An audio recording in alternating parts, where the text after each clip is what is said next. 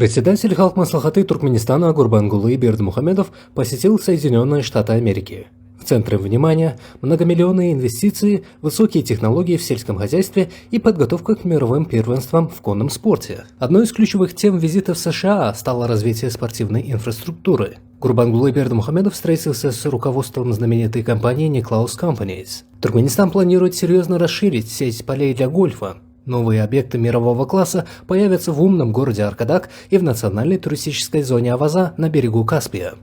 По словам экспертов, гольф-поля в Туркменистане – это не только спорт, но и важные экологические факторы, создающие уникальный микроклимат.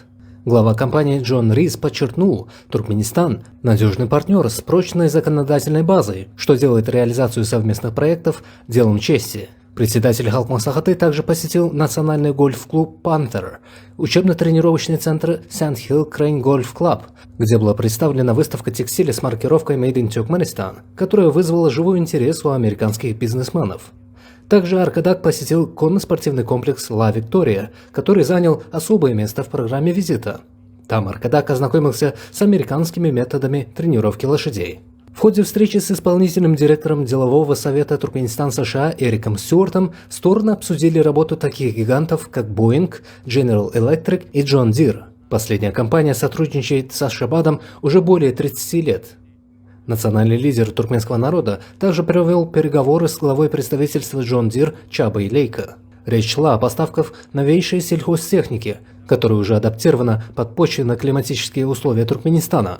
В рамках визита председатель Халк Маслахаты дал интервью Ризвану Хану, известному международному журналисту.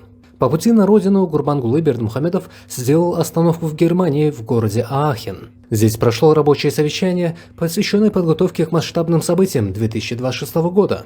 Напомним, этот год в Туркменистане объявлен годом независимый нейтральный Туркменистан, родина целеустремленных крылатых скакунов. На совещании были определены главные ориентиры для туркменских конников на 2026 год. Это участие в чемпионате мира FA World Championship 2026 в Аахене, конкурсе красоты ахалтекинских коней в Нидерландах и в престижных турнирах во Франции и Великобритании. В целом, визит национального лидера туркменского народа подтвердил статус Туркменистана как открытого и стабильного партнера.